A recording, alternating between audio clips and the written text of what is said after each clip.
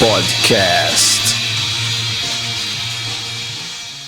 Tem aquele plastiquinho lateral? Esse ano Esse aqui é o gostoso. Esse daí é o roubo da mulher que eu almoço lá. Ela Vai tem um juntando. negócio, eu pego lá e já deixo lá Sério? de coisa. Sério? Vai juntando. A mulher deve Eu almoço tá todo dia lá, subindo ué. palito. Pelo o que menos tá palito tá acontecendo? subindo palito. Pelo menos no Palito bolso aí. ali. Já. Sevirologia. A gente Vamos lá, chama. vamos começar? Uhum. Olha, por nada não, mas eu já comecei. Ele Eu sempre adoro faz fazer isso. Bom dia, boa tarde, boa noite, Boa noite. pessoal. Hoje nós temos a honra de receber a Fran. A Fran. Fran. Já errei. Volta de Sim. novo. Volta de novo. Pode chamar de Fran, melhor. Volta de novo. Pode ir que eu Depois ele corto. vai cortar. Uhum. Fran da... Eu falo Fran, só. Da Januária na janela. Vamos lá. Bom dia, boa tarde, boa Boa noite, noite. pessoal. Hoje nós temos a honra de receber a Fran da Januárias. Eu falei pra vocês que um dia ela vi. Talvez você não tenha visto, mas nos outros podcasts a gente já comentou que um dia a gente ia entrevistar sim. você. Que honra, gente. Gente, Falei pro Rogério, o né? Ed tava toda hora falando Januárias na janela. Se liga que vai vir. Isso. Tá Gratidão próximo. demais, gente. Aí eu Que falei, puxa. satisfação, que orgulho estar aqui. De primeiro, assim, agradecer, né? Que a gente tá fazendo uma conexão de periferia, né? Isso. Uhum. Eu venho de Taipas, né? Eu construo em Taipas, mas eu moro em Perus. Uhum. E construo com o pessoal lá de Perus. Então faço parte da Januárias. Januárias é o coletivo que eu co-criei, né? Criei junto com outras mulheres, a Márcia, colega sua, inclusive, a Milena. E hoje eu também faço parte do coletivo Ocupa Pinheirinho, que a gente faz o evento Casarão Arte Livre, que inclusive amanhã vai ter, né? A hora que sair o podcast já vai ter acontecido o casarão. Uhum. Mas fica o convite para vocês, todo último domingo do mês a gente faz esse evento, que Bacana. tem a proposta de ocupar o espaço público do parque, né? Pinheirinho d'Água. Uhum. 7 anos de coletivo. Eu sou a única mulher do coletivo. Sério? Sim, 7 anos de coletivo lá. 7 anos. E aí, Não do Januárias, né? Mas não, desse, Januárias desse também. Aham. Eu comecei nos dois coletivos ao mesmo tempo. Então, eu criei a Januárias em 2015. E aí, em 2015 também, eu entrei pro coletivo Ocupa Pinheirinho fazendo Casarão. Então, aí, no Casarão eu faço uma outra proposta, né? Trabalho com um monte de coisa. Então, Fran, então conta pra nós assim, como você começou nisso tudo, assim, nesse trabalho de trabalhar com projetos sociais, seu lado Militância. pedagógico também. Como você começou? Dá uma Sim. breve ali pra nós. Como eu tava contando, né? A gente veio conversando, porque imagina, Mas de Perus pra Eles já vieram cá. conversando a mão Já- cara. já. de De Perus pra cá foram 2 horas de rock and roll. 2 horas de rock and roll. E aí eu já um pouco falei, né? Então assim, eu comecei com uns 16 anos, 15, 16 anos, eu comecei a militar na igreja católica, Uhum. na teoria da libertação. Foi onde eu tive acesso, né, aos primeiros, acho que as primeiras dialógicas, né, as primeiras ai, desculpa, tô nervosa. Tá emocionado, gente. É o Ed Eu Road, tive é o Ed acesso, Road. deixa eu tomar um café. Isso. Isso, um cafezinho. É a teologia da libertação, Sim, muito importante ali para movimentação do pessoal da periferia mesmo, Sim, né? sim. Moradia, casa, sim. pastoral da moradia. luta pela moradia. Eu venho de uma região onde a luta de moradia ela tem uma história muito bonita, né? Meus pais são do Movimento Sem Terra, a gente morei muitos anos com eles numa casa de mutirão. Ah, Então lá o movimento de moradia é forte. A teoria da libertação ela traz também essa intelectualidade para a periferia, né? sim. Foi quando eu comecei a ter acesso ao Paulo Freire, ao Frei Beto, ao comunismo. E eram padres dentro da igreja. Era padre. Interessante, E era né? muito legal Eles isso. davam cursos. Eu Sim. também participei do outro lado da periferia do curso da Teologia da Libertação também. Sim, eu Na fiz Zona Leste. a formação no Centro Santa Fé, que tem lá em Perus. E aí foi onde abriu, né, o meu horizonte de verdade. Assim, uma jovem periférica. Foi onde eu comecei a entender o começo das desigualdades e o princípio das desigualdades e como a gente precisa, né, já desde pequeno lutar para a gente diminuir essas desigualdades. Sim. Então foi onde eu tive o primeiro acesso mesmo com a militância, com esse contato e de compreensão de que temos que ser coletivos, né? Uhum. A gente tem que agir como coletivo para a gente mudar a nossa realidade. Aí fiquei, né, fui expulsa da igreja. Começou a ficar rebelde, mas o marxismo faz isso. Hoje em dia... Ainda bem que eu sou comunista. Sou marxista. Aí fui, né? Nós somos assim, chotados. Fui convidada, né? Fui convidada. Nem a igreja católica não aguenta a gente. É muito engraçado que na época a gente fazia campanha de conscientização sexual para os adolescentes, lá atrás. Então, assim, 25 anos atrás, eu já falava sobre DST, prevenção, né? Eu falava de gravidez na adolescência. Eu via meninas da minha idade tendo filhos e eu achava aquilo muito louco, né? Sim. Mas a gente sabe hoje que tudo é fruto dessa estrutura, né? Sim, é social, isso é social, exatamente. E aí, quando eu tava com 17 anos, tinha uma ONG lá onde eu moro, que organizava a Feira de Arte Pirituba. Inclusive, beijo, Manu! Beijo, Manu, pessoal do Ecocultural, que foi a primeira ONG que me acolheu, né? Então eu cheguei pra eles assim, bem novinha, falei assim, eu quero aprender tudo que vocês fazem, porque eu quero trabalhar com o terceiro setor. Então eu comecei fazendo a feira. Eu lembro que o presidente da ONG, né, que é o Jair, ele falou assim, então você vai começar colando crachá. Colando crachá, assim, vamos na luta mesmo. Eu já conversava um pouco com o JS, já conversava com essas movimentos também estudantis, né? Na verdade, tipo, eu me jogava em tudo, né? Você tá me lembrando a Rosângela, que você assistiu, parece bastante, a nossa colega. Sim, eu vi um pouco do podcast dela, eu também gostei, me identifiquei bastante. Movimentos sociais logo cedo, logo né? Cedo, sim. Porque a gente, aquilo, a gente tá na quebrada, a gente tem acesso a essas linguagens, né, que foram obstruídas da nossa construção. E aí, uma vez que a gente toca esse conhecimento, não tem como ficar parado, né? Sim, é verdade. E aí, assim, cheguei na ONG, aí falei pra eles que queria aprender tudo no evento. Eles faziam a Feira de Arte Pirituba, era uma feira muito grande. Eram 3, 4 palcos, todas as manifestações artísticas que tinham no bairro, a gente fomentava. Então, eram bandas locais, artistas locais, circense, rock, tudo. Nossa, tava rap. Efervescente a vida cultural por causa desses movimentos. Por causa dessa ONG mesmo, que eles organizavam. Então era uma feira de artesanato, que a gente tinha cerca de 180 expositores, a gente fechava uma avenida, uma produção. Foi onde eu aprendi tudo de produção, né? Tipo, comecei com ano crachá, e daqui a pouco eu tava coordenando palco, depois quando foi passando, eu fiquei 6 anos, 7 anos na feira. Então eu aprendi o pré-produção, a produção, o evento, fiz outros eventos também com o Eco. Aí eles viram que eu tenho essa facilidade de falar, né? Sou uma pessoa parecida. Isso é bom, eu já tinha feito teatro, né? Comecei a fazer teatro com 9 anos, depois eu voltei com 14, né? E aí eu comecei a ser mestre de cerimônias. Então eu apresentava os palcos e tal, e, tipo, tinha o meu jeitinho lá. E foi uma experiência muito bacana. Eu terminei a última feira, eu tava grávida do meu filho, tava barriguinha assim, eu tava gerenciando, fui secretária-geral da feira, eu limpei a feira inteira, entendeu? Pela experiência já adquirida, né? Isso. Começou no crachá, né?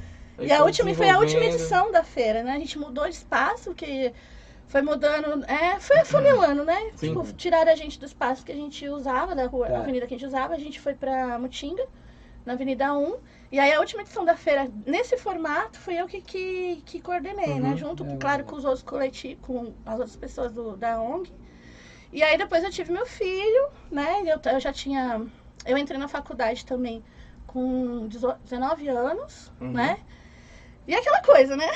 Nessa época aí tava tudo meio confuso. O filho já nenenzinho? Não. Eu entrei na faculdade antes de engravidar. Eu tive meu filho com 24 anos. Mas aí com 19 eu entrei na faculdade de Sociologia. Então eu fiz cursinho popular, né? Fiz o APROVE, que tinha lá no centro. E nessa época também eu comecei a participar do sarau do KVA. Que é um dos primeiros sarais que teve em São Paulo, né? Os primeiros saraus que teve em São Paulo. E eu comecei a participar, ia bastante, né? Tipo, toda sexta-feira eu tava lá. Foi assim, eu escrevo desde pequena. E aí quando eu encontrei o sarau, eu falei, nossa, é aqui bateu, né? Que eu me encaixo, né? Eu lembro que o primeiro poema que eu recitei foi um poema que estava num livro didático, que eu decorei, um poema da Cecília Meirelles. E esse poema eu recito até hoje. Sério? Sério. De cabeça. De cabeça. E aí, tipo, o contato com o Sarau fez eu também me conectar com a minha arte, né? Então hoje eu me apresento como poeta, né? Fora ser articuladora social, articuladora muita coisa. Mas você, enquanto artista, pro público, você se apresenta como Como poeta. Que legal. Como poeta. E aí, tipo, tenho o trabalho pedagógico. O Januárias é um projeto pedagógico, né? De palestras. Que eu vou falar mais sobre isso vai falar depois. Vamos com calma. Vamos por partes, como Por diria. partes. E aí, produtora. Então, assim, articuladora sociocultural. Hoje eu me classifico, né? Junto com outras mulheres também do meu território. Então, eu sou multiartista. Então, eu faço todas essas coisas aí, movimento, articulo. Super ativa. Sim. Tem tempo? Pra dar aquela descansada, dormir um pouquinho? Não. Olha, o tempo é justo, viu? Eu tenho que ter um planner, eu tenho que ter mapa mental, né? Agora eu tô fazendo faculdade também de pedagogia. E você, como tem filho, né? Filho. Igual eu, filha? Filho, menino. Filho, eles exigem atenção, né? Eu criei Não? ele bem independente, sabe? Que eu já bom. sabia que... Filho, vai e anda. Tipo assim, hoje ele tem um cartão, ele tem uma conta digital, né? O cartão no nome dele. Então agora, um pouco antes de eu chegar, ele falou, mãe, manda R$20 pra eu ir no mercado. Não dá ideia pra minha filha, não, pelo amor de Deus. Ela já quer, já. Ele tem PI. Isso aí tá certo. E como ele lida com esse lado dessa mãe Olha, super atarefada, é interessante, como é interessante. ele lida com tudo isso? Na verdade, é mais difícil pra mim, né? Eu tô num momento de compreensão da adolescência dele, né? Então, assim, ele não gosta que fala muito dele. Opa, parou. Tanto que, assim, eu contava muito da minha maternidade solo no Facebook. As minhas experiências com ele, quando ele era pequeno, né? Porque o Rudá... chama Rudá, gente, ó. A mãe bota o nome desse no filho. Ele já fala, mãe, não era pra falar. Então, me expondo. No Facebook é muito engraçado que eu contava da minha maternidade. E aí, conforme ele foi crescendo, ele foi pedindo pra eu não pôr mais coisas sobre ele no Facebook. E aí eu brincava, eu fazia as histórias, eu falava assim, a criança que mora comigo. Então as pessoas sabe, dá risada, né? Tipo, até hoje tem gente que fala assim, eu te acompanho no Face. E como é que tá a criança que mora com você? Adoro as histórias, porque, como eu disse... Um sujeito indeterminado. A educação transgressora, ela faz parte do meu universo, entendeu? Então, tipo, depois que eu entrei na faculdade, eu tive aquele choque, né, social mesmo, de atravessar a ponte, fazer uma faculdade particular, né, com os meus próprios méritos, né? Porque, os recursos. Tipo, passei na primeira fase da USP, na segunda eu tava de ressaca, então... Já enrolou? Já viu que... Fiz a redação daquele jeito! Aí, o álcool às vezes não é um bom companheiro, não, pra universidade. Não. Aí, tipo, nessa fase da faculdade, eu tive muito choque cultural, né? Sim. Tipo, tive muito... As pessoas no ambiente que eu frequentava, elas não me representavam e elas me estranhavam também, né? O que é essa menina toda expansiva? O que é essa menina desse jeito? Sim, eu era... Expansiva demais. Tipo, eu assimilo muito rápido, então, tipo, as matérias eu assimilava muito rápido, os professores gostavam da minha postura, mas eu tinha muitas inimizades, né? Sério? Principalmente de homem. Principalmente de homem. Já a gente vai... Principalmente de masculina. Já começamos a problematizar. Sim. A atuação exemplar dos homens. E aí, tipo, tive alguns processos também... assim, aí eu fiz os 3 anos de faculdade, tava contando pro Ed, né? No 3º ano eu tive que trancar a faculdade, porque eu não tava dando conta mais de pagar. Sim, era particular, né? Fazia estágio na CPTM, então quando eu entrei na FESP, eu pagava 380. Quando eu tranquei a FESP, a faculdade estava 700 reais. Nossa. Então pra uma mulher periférica... E você trampando de algum jeito? Então, fazia estágio na CPTM, né? Na CPTM? E tendo que sustentar filho e tudo... Não tinha filho ainda, não. Você não tinha, é verdade. Mas mesmo assim, né? Se autossustentar. E aí uma coisa que eu trago muito hoje também, eu dou aula no cursinho popular, né? E eu trago nessa conversa para os alunos, e a gente tem debatido muito isso, como a saúde mental importa. E quando a gente é periférico, preto, e a gente acessa esses lugares de academia, se a gente não tem uma estrutura mental, psicológica, amorosa, pra encarar, a gente não dá conta, né? Isso é verdade. E aí, tipo, começa os conflitos ali na cabeça. Era muito novinha, né? Tinha todas essas demandas. Sofri uma violência sexual também nessa fase. Lá na universidade? Não, foi na universidade. Então, assim, tudo isso me abalou muito. Daí, quando eu entrei no processo de trancar a faculdade, logo em seguida, eu entrei no processo depreciativo mesmo, assim, sabe? E aí tive transtorno pós-traumático, tive princípio de depressão, e foi nesse contexto que eu engravidei. Nossa! Sim, foi nossa mesmo. Assim. E aí, tipo, conheci o pai do meu filho numa festa, sabe? Assim, muito louca. E aí, tipo, o primeiro fim de semana a camisinha estourou, a gente não tinha dinheiro pra comprar pro dia seguinte, e aí lá veio o Rudá. Já veio um bebezão. Já veio o Rudá, Rodar. Rudá. E aí é engraçado também, porque assim, o pai do meu filho é de uma família tradicional, portuguesa, elitista, classe média alta do Pinheiros, entendeu? Sim. Branca. Então, assim, o primeiro conflito que eu tive interessante foi com relação ao nome do meu filho. Porque eu sempre gostei muito da Semana de Arte de 22. Eu me identificava muito com a Pagu. Até hoje tem gente que me chama de Pagu. Porque em todos os passos eu movimento. Então, na faculdade também, eu cheguei a organizar evento na faculdade. Organizava grêmio, sabe? Sempre teve aqui representação. A gente fez greve, meu. Na faculdade particular a gente fez greve. Causou, hein, mano? A luta aqui, ó. Ela não deixa nem trazer o debate político pra dentro da universidade. Pior que é. Aí, tipo, tivemos esse processo todo. E aí tive meu filho. Foi um momento que fui cooptada pela maternidade compulsória, né? Fiquei anos, né, sobrevivendo, literalmente, e cuidando do meu filho, porque aí eu separei do pai dele muito cedo.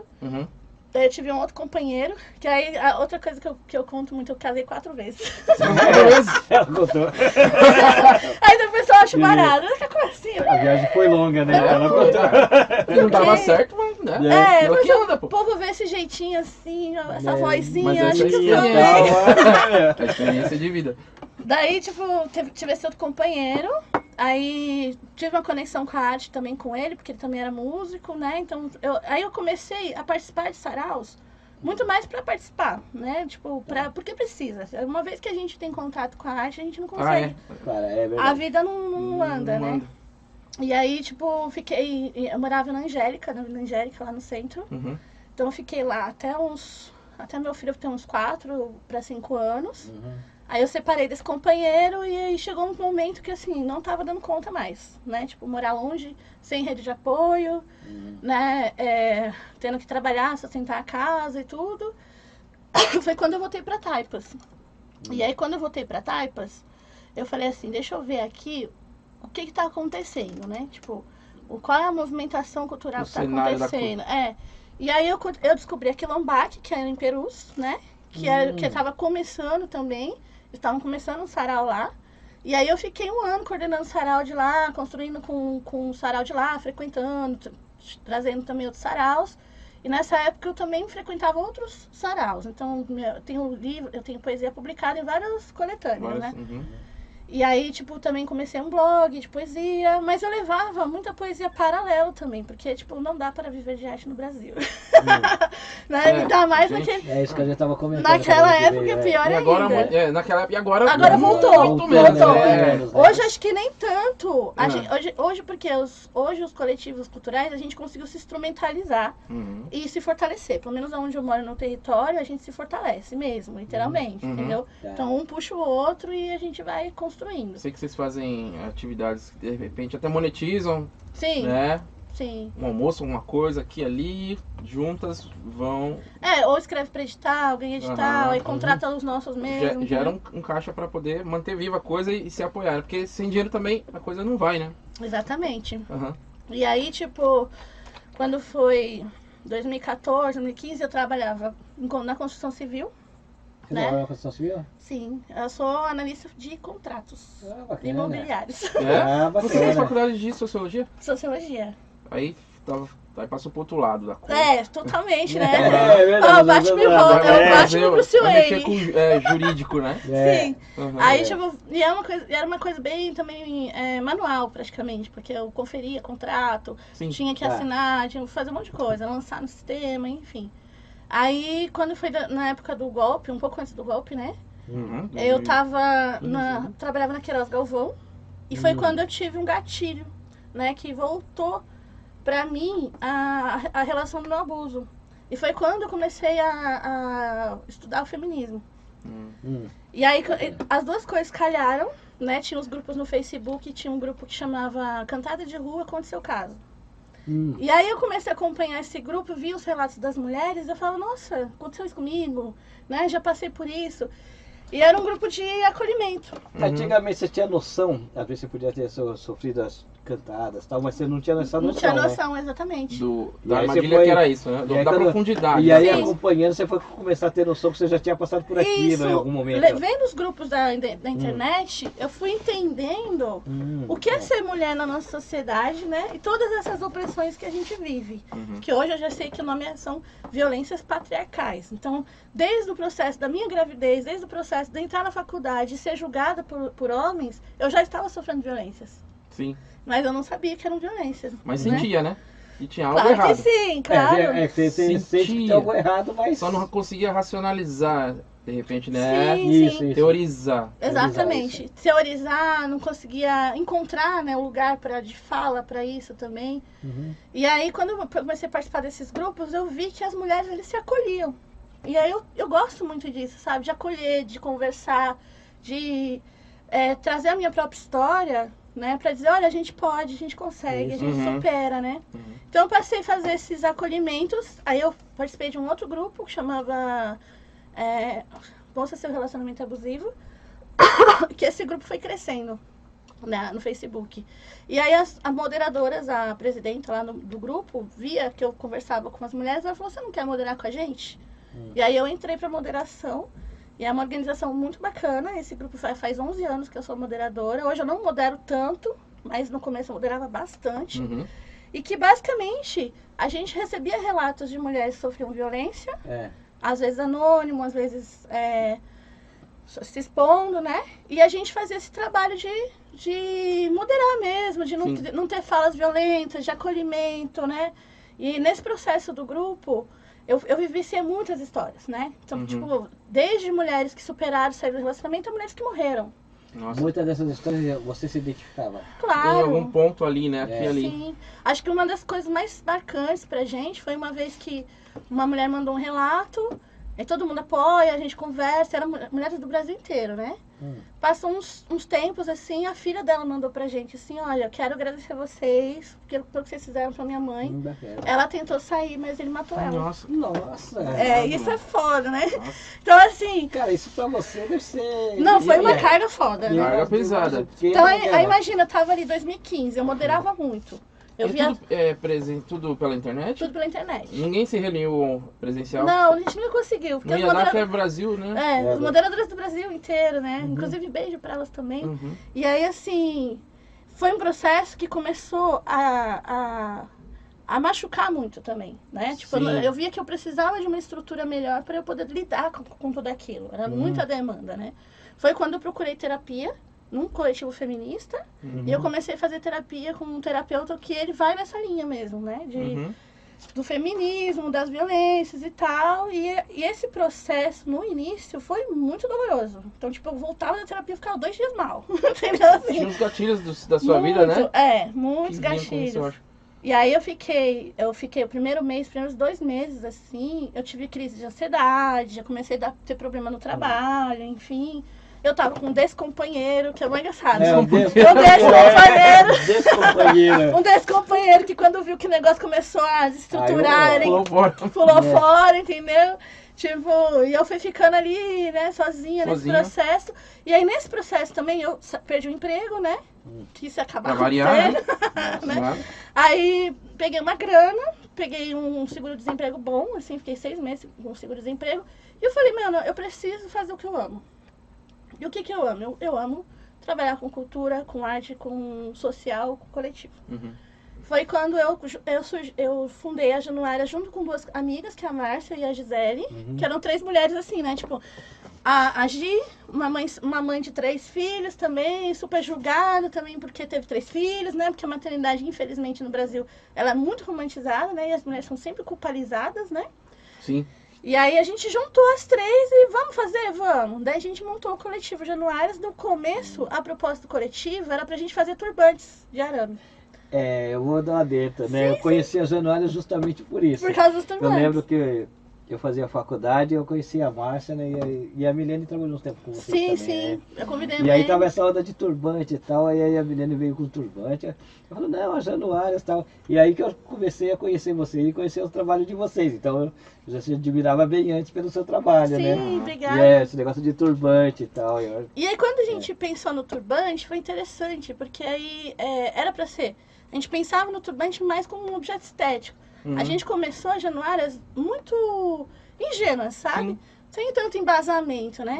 E aí um dia a Márcia falou assim, olha, uma amiga minha conseguiu pra gente ir na semana afro da escola dela falar do turbante, Fran, você não vai falar do turbante. Já linkou um negócio social ali, né? E aí eu lembro que eu fui estudar a história do turbante. Aí saiu do estético. Aí você foi estudar. Quer dizer, junto com o estético teve mais coisas. Eu lembro que eu cheguei a ver uma apresentação de vocês numa escola. Sim. Aí as professoras depois estavam tudo de turbante. As alunas pequenas, eu falei, puta que daí eu interessante. fui. O que surgiu daí? Então, daí o que aconteceu? Eu comecei a perceber que aquilo era muito mais do que turbante. A gente tinha que falar de racismo estrutural na escola, nas infâncias. Então eu comecei a entender que assim, eu fui acompanhando também essas histórias, fui estudar também o racismo estrutural, né? E aí eu fui entendendo que, por exemplo, em 2015, as mulheres começaram a falar do empoderamento do cabelo cacheado, por exemplo, né? Elas começaram a fazer aqueles processos de big shop, de transição. Sim. E aí eu comecei a adentrar esse universo da importância de a gente empoderar meninas pequenas, pretas, porque elas não se identificavam. E é uma tortura, né? É uma tortura mulheres crescerem desse jeito. Eu falo por experiência própria que minha filha não aceitava. Sim. Que minha filha ela tem o cabelo mais liso e tal, né? Minha mãe dela era branca, né? Então eu tinha esse problema, relacionamento com a minha filha. Tanto é que meu filho, que também é moreno e tal, só minha filha de neguinha, ela ficava toda. Não então era, tá vendo? Porque como eram 2 crianças, né? Um sempre pirraça o outro, né? Sim. Então, pra ela começar a se aceitar, demorou. Sim. Então, o espaço da mulher negra, da menina, né? Então, ainda é diferente do homem negro ainda. É diferente. É muito interessante, porque aí o que eu tinha uma enxada, que ela também não se iria como uma mulher preta, né? Eu tinha vindo já de um segundo casamento com um homem preto, então quando eu morava na Angélica, eu era casada com um rasta. Ok, esse é um rastafari, né? Só que assim... o estereótipo mesmo do preto. O cara viajado, cara super viajado, mora na Alemanha, ele tinha um Macintosh, tinha um carro zero, e uma vez assim, aconteceu isso com a gente, assim, o carro dele não tinha placa porque era novo. E aí ele começou a frequentar a minha casa e de repente começou a morar comigo, né? E aí um dia o porteiro o síndico me parou e falou assim, olha, eu preciso que você responda esse formulário das pessoas que moram com você. Eu fiquei assim, né? Uau, hein? Por quê, né? Então eu levei pra casa, fiquei pensando, racismo, velho! Aí ele falou assim, porque os moradores estão achando estranho o carro sem placa. O cara deve estar pensando, acho que é traficante, tava fazendo um esquema de droga lá na casa dela. Carro roubado. E aí eu peguei, eu escrevi um texto gigante falando que eu tinha entendido aquilo como racismo, que se eles não fizessem uma retratação, eu ia denunciar eles, porque racismo é crime no Brasil, né? Já era. E aí, não, desculpa, não foi nada disso, imagina. Não foi, agora não era. E a gente passa muito essas situações, porque eu morava na Avenida Angélica. Então a gente jantava fora, já aconteceu da gente jantar fora, e as pessoas ficarem olhando com nojo, entendeu? Porque eu fazia carinho nele, então, tipo, as pessoas ficavam assim, nossa. Tipo, o que essa mulher tá fazendo com esse cara? Porque tem aquela imagem de que o dread é sujo, né? Que a pessoa que tem dread é sujo. Então eu já vinha dessa experiência, desse segundo casamento com um homem preto, e aí o meu terceiro casamento também era um homem preto, gordo, obeso e músico. Ok, olha os estereótipos. E aí assim, eu via muito a filha dele negando a negritude, né? E eu falava, preciso fazer alguma coisa. E eu mandei fazer uma boneca mandei fazer uma boneca preta, com o formato do corpo bem a curvilínea, assim, né? Uhum. E aí, tipo, pra dar de presente pra ela, só que ela não quis. E aí ela tinha o cabelo cacheado, ela não quis. Ela rejeitou. Aí eu falei, então beleza, eu vou levar essa boneca pra dar palestra. Então eu comecei a dar palestra sobre racismo estrutural nas escolas de educação infantil. E aí eu ia falando, tipo assim, lembro que a primeira palestra que eu fui numa escola, numa EMEI lá em Taipas, e tinha acho que 3 mulheres pretas na sala, e eu falei assim, vocês não sabem, mas o racismo começa no berçário, cara. Começa aqui na primeira infância. Quando vocês têm uma brinquedoteca que não tem bonecas pretas. E aí elas ficavam assim, choque. Caramba, eu tava falando o óbvio. E pra elas não, né? É que a pessoa acaba não percebendo, né? Sim. Elas estavam no automático, cara. Eu brinco que quando eu comecei era mato. Eu comecei com facão, falando disso. Falando disso. Também com a base que eu tinha naquele momento. Então não tinha lido Angela Davis ainda, mas eu tinha aquele discurso da Angela Davis. Eu trazia esse discurso da mulher periférica, principalmente a mulher periférica que gera homens pretos. Então eu falava para elas, a gente precisa trabalhar o empoderamento das crianças, das meninas, dos meninos, entendeu? Não é possível que a gente vai continuar normalizando e embranquecendo nossas crianças. Porque aqui na periferia todo mundo é preto. Sim. E aí, infelizmente, na primeira infância, naquela época, hoje não, graças a Deus, já mudou muito, né? Mas infelizmente naquela época, as professoras de educação infantil, elas continuavam fazendo discurso colonizador. Elas faziam atividades com a porra do lápis cor da pele, entendeu? Vamos imaginar que você falou antigamente, isso era bem aqui na esquina da história, porque sim, você deve estar falando uns 7 anos. O que pra história não é nada, então a gente tá praticamente acontecendo ainda, provavelmente. Sim, tá nesse movimento. E quando eu comecei a falar disso, era bem novo. Tinha, sim, claro, contemporâneos, pessoas fazendo, mas chegar na escola, eu acho que fui uma das primeiras pessoas. Hoje tem mais coletivos que fazem isso. Isso foi bem aceita na escola pela gestão, pela equipe? Geralmente, quem me chamava já era uma gestão que já estava construindo isso. Já estava construindo, né? Bacana. Então eles já me chamavam certeiro, vem aqui você, entendeu? Que é o que você falou, que a gente fez muitas escolas na região de Taipas, Taipas, Jaraguá, então a gente ia Semana da Cultura Afro, a gente ia muito. E aí, na rabeira disso, o que acontece? Eu ia falar de racismo estrutural. E aí eu já estava aprendendo sobre feminismo e já fazia moderação. Foi quando, não lembro se foi a Márcia, foi a Gia, uma das minhas coletivas, acho que foi a Márcia mesmo, falou assim, Fran, você tem que falar de feminismo. Porque você explica feminismo muito bem. Você me ensinou. Aí desculpa, eu me emociono. Porque eu gosto muito da Márcia. Aí assim, porque você me ensinou, né, sobre essas coisas, você precisava falar disso. Foi quando eu recebi um convite de uma escola para falar disso, né, de falar de empoderamento. E aí eu sentei e falei, eu vou fazer uma metodologia. Eu já tinha feito formação, né, antes da faculdade, na época que eu estava fazendo cursinho, na época que eu fazia sarau. Eu tive, assim, a sorte, o privilégio de fazer algumas formações no Instituto Paulo Freire, fiz formações com a Marisa Grebe, com a Aziza Bissaber, eu fiz uma Olha que bacana. Sólida, né? Sólida. E aí, tipo, o Teatro do Oprimido, eu falei, eu vou usar. Augusto Boal, eu falei, eu vou usar essa expertise que eu tenho do sarau, né, do Teatro do Oprimido, da moderação de grupo, pra levar um conteúdo importante que é a luta feminista, né? E aí foi quando eu sentei, escrevi o projeto, a Milene me ajudou muito nesse processo, lembro que eu tinha feito um esboço, ela foi lá e né, tipo, escreve pra caralho, obrigada, Milene! E aí assim, aí eu montei um PowerPoint bem simples, peguei coisas na internet e falei, vou fazer uma narrativa aqui, uma introdução, vou falar de socialização, vou falar de empoderamento, vou falar de sororidade, que era a palavra da época, assim, né, tipo, e claro, eu tava vindo de um conhecimento do feminismo branco, que era o que eu tinha acesso, entendeu? Naquela época era o que eu tinha. O feminismo branco seria o feminismo marxista? Não. Também, não, né? Não, uma outra linha. Como chama? Simone de Beauvoir. Foi mal pros marxistas, eles não são isso. Ó, marxistas nem gostam de feminismo. Não vamos entrar em polêmica. É verdade. não vamos entrar em polêmicas. Mas assim, não, daí era um feminismo muito que vinha da narrativa da internet mesmo, vinha do Simone de Beauvoir, Meu Corpo, Minhas Regras, e aí eu tava... Segundo sexo, Jean Paul Sartre lá com a galera. E aí, daí a gente foi indo nessa linha, mas eu falei assim, mas aqui tem coisas que não me representam. Era bom, porém insuficiente. Porque eu não dialogava com a minha realidade periférica. Não é possível. Faltou, né? América Latina, faltou. Exatamente. Faltou ali. Onde tá aqui a luta das mulheres, né? Indígenas, Brasil, as mulheres do movimento sem terra. São bem específicos. Mulheres pretas. Nossos aqui. Aí? Diga, aí você despertou. Daí eu fui. Agora era de aprofundar. Outros estudos, né? Não atingiria as mulheres daqui esse discurso, né? Não, porque, tipo, a gente parte, por exemplo, Meu Corpo, Minhas Regras.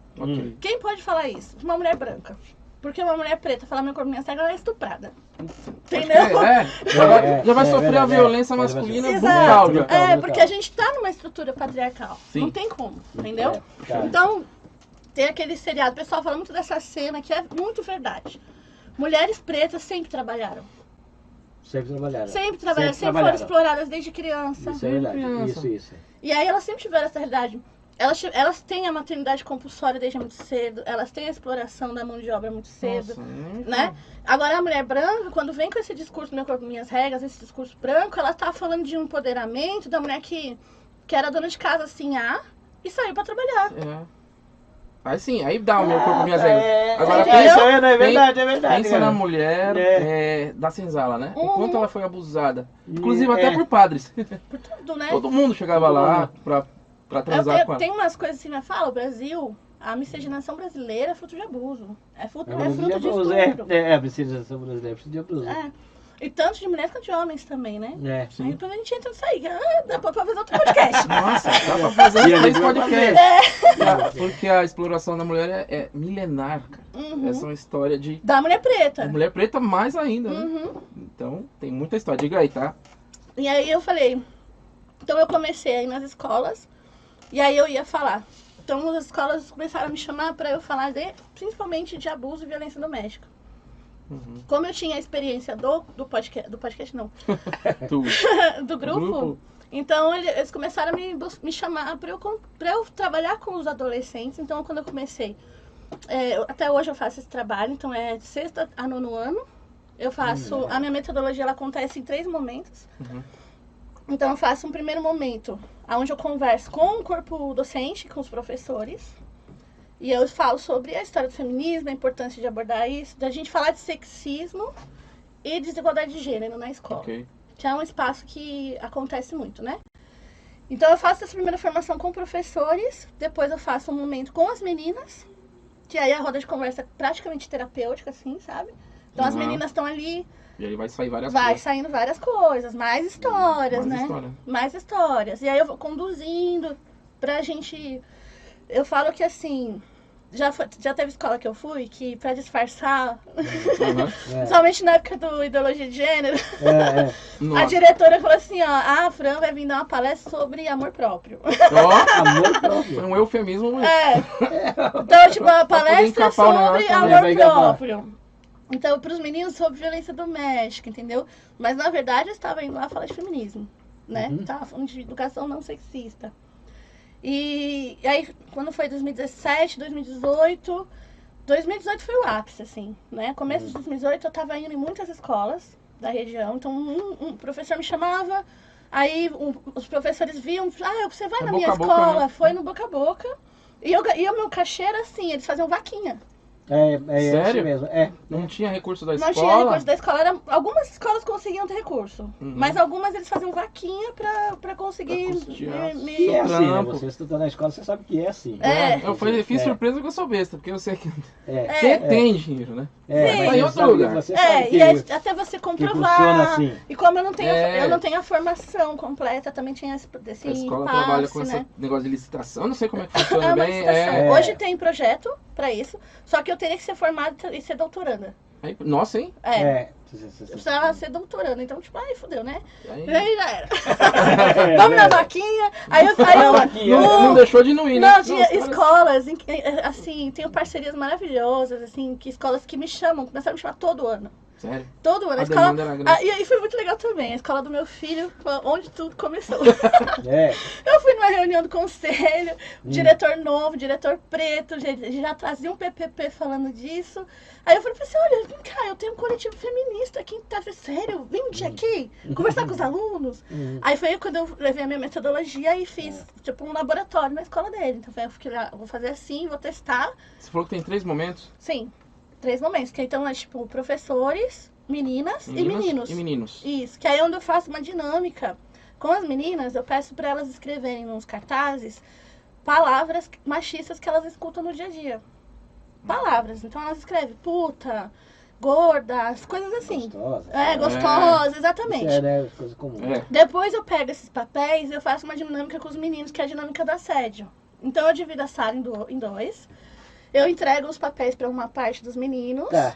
E aí os outros, eles têm que fazer xingar. Como assim? Usar essas palavras?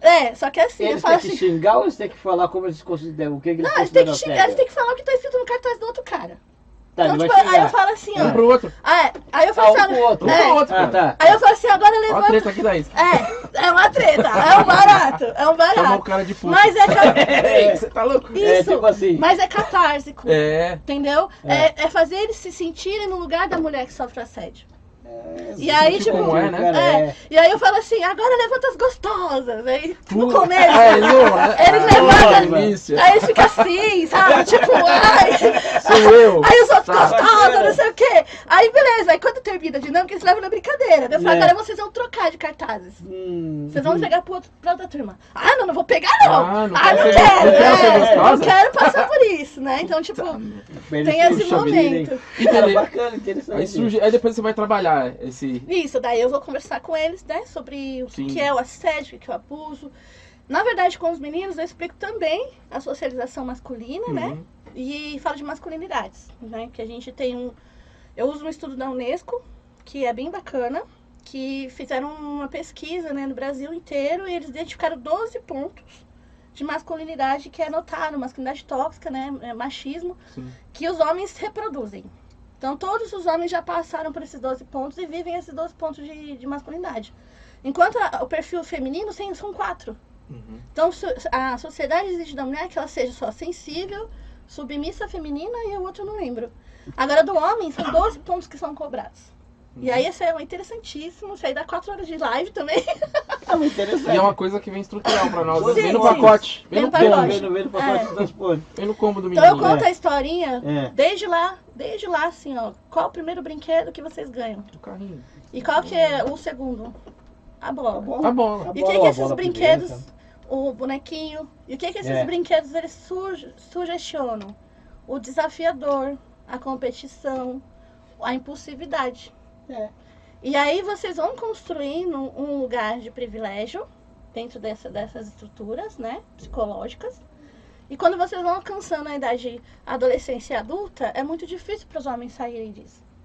Nem sabe, né? É Nem sabe que tá nisso, né? É E aí imperceptível, mas você vai... e aí é outra coisa, a gente cria as meninas totalmente desigual. Então é como se a gente colocasse numa corrida os meninos lá na frente e as meninas indo aqui. E aí eu falo de sexualidade também. Então a gente incentiva os meninos a serem muito sexualizados e as meninas a gente fica segurando. Isso. E aí quando chega na idade da adolescência, que eles vão começar a ter os primeiros relacionamentos, é onde começam os primeiros abusos. Eu conheço muitas mulheres que quando eu falo disso, assim, que trazem histórias de que a primeira vez foi abusiva, foi um estupro, você entendeu? E eu falo disso também, eu falo que assim, a sociedade é muito hipócrita, né? Nossa sociedade a gente sabe, mas em relação à questão da mulher é mais ainda. É cruel, né? A gente viu essa semana a situação da menina que tava tudo, ela merecia aquele aborto. E a juíza. E aí o que eu tô dizendo aqui, ó? A gente cria os meninos pra correr lá na frente na sexualidade e as meninas a gente fica segurando, a gente não fala pra elas. E aí quando eles vão realmente ter a vida sexual, as meninas estão muito pra trás. E aí o que acontece? É onde começam a surgir os relacionamentos abusivos, é onde começa a surgir violência doméstica, tóxico, onde as meninas são abusadas, onde as meninas elas vão perdendo elas iniciam a sexualidade para ter fim. Eu já tive palestra que eu tava roda de conversa com professores, que a professora falou assim, ó, Eu sofri tanto com homem que depois dos 40 anos eu não tenho mais vontade de transar. Entendeu? Sim. Porque sim, a mulher vai adoecendo. Né? Tipo, a gente não... Porque a sexualidade é direta psicológico e corpo, né? Uhum. Se o psicológico corta, acabou Sim. a sensação lá embaixo. E aí, por isso que é importante, assim, esse trabalho que eu faço nas escolas, pra falar pras meninas, não aceite que te controlem. Sim. Elas entram num lugar de medo, né? Sim. Medo de denúncia, medo de falar por causa do universo masculino, que é muito complicado. Elas entendem isso, né? Sim, por que acontece? Nós mulheres somos socializadas pra ser submissas mesmo, né? Pra não falar não. Porque quando você fala, não, depois eu vou citar um poema meu que fala disso. Isso. Mas assim, quando a gente fala não, a gente fica nesse lugar de risco, de aceitação, né? A gente é colocado no lugar de puta, né? Olha, essa daí fala demais, né? Essa daí, eu lembro uma fala do meu pai muito engraçada. Meu pai me ajudou muito nessa construção também, né? Que eu sou assim. Ele falou uma vez assim, quando eu separei do segundo, terceiro marido, sei lá. Aí ele falou, tá certo, filha, tá certo. Não deu certo, não deu certo. Aí eu comecei a namorar, ele falou assim, agora arranjou a tampa da panela? Eu falei assim, não, pai, não tô procurando a tampa da panela. Eu falei, currículo não formal, gente. Exatamente. Hoje eu sei, né, Sueli Carneiro maravilhosa, que eu também estudei ela. Foi aonde também me conectei, né? Que ela fala, o que a gente é aqui na Quebrada? Vocês também, intelectuais orgânicos. Isso, Gramsci, lembra? Gramsci, exatamente. Nós estamos aqui para tentar organizar e ser organizado junto. Aí, olha que engraçado, eu fui fazer tem duas histórias interessantes sobre a minha palestra. Uma que eu fui numa escola de ensino médio. O Quebrando o Tabu, a página Quebrando o Tabu, eles me chamaram para fazer uma curadoria de um vídeo deles, sobre relacionamento abusivo. Inclusive eu apareço nesse vídeo, depois põe o link aí para vocês assistirem. Aí fiz a curadoria, né, consegui os relatos e tal, e eu contando uma história, o cara falou, eu quero gravar uma palestra sua, eu quero gravar aquela dinâmica dos meninos, né? Então eles foram, colocaram todo o equipamento, o microfone na tela, fiz a fala, filmaram. Só que era na época que tava Bolsonaro em evidência, era ensino médio, tinha uns meninos mais velhos, e rolou uma discussão com os meninos mais velhos, assim. Rolou um debate, e eu não fujo da briga não, entendeu? Aí, filmaram tudo, e aí os professores que tinham me chamado, a gente tinha dado papel de autorização de uso de imagem. Só que eles esqueceram de dar no começo. Quando eles foram dar no final, os meninos maiores falando para os outros não assinarem. Daí a gente perdeu esse material, né? Porque não dava para veicular, né? E aí eles me mandaram, eles falaram assim, a gente gostou, tá? Mas não dá para borrar as pessoas e a gente senão vai ficar estranho. Vai parecer que é só você brigando sozinha, né? E aí perdeu esse material, mas a experiência também, né? Foi bacana. E aí teve uma outra situação que eu fui nessa mesma escola também. E aí meu amigo falou assim, o pessoal lá onde eu moro, né? Ele falou, vai vir uma convidada participar da mesa com você. Eu falei, legal, né? É sempre bom ter outra feminista, pra gente conversar. Aí a convidada não chegava, tá atrasada. Aí ele falou assim, você quer começar? Aí eu falei, pode ser. Faz essa palestra. Ele falou, faço. Aqui, ó. Improvisa comigo. Nóis, né?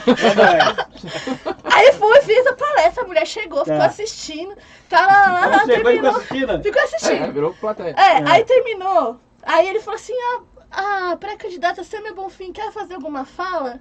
Ela falou, que incrível que você fez. Já foi, já ficou contemplada. Ela, que incrível, eu preciso de você na minha campanha, não sei o que. Daí, nossa, já jogou pra um... Sim, daí eu fiz a campanha da Sâmia, né, em 2018. E aí foi muito engraçado também, levar ela lá em Taipas, a gente fez a panfletagem, não sei o que, a gente foi almoçar. Ela falou assim, aí, quando é que você vai se filiar? Eu falei, eu sou anarquista bem.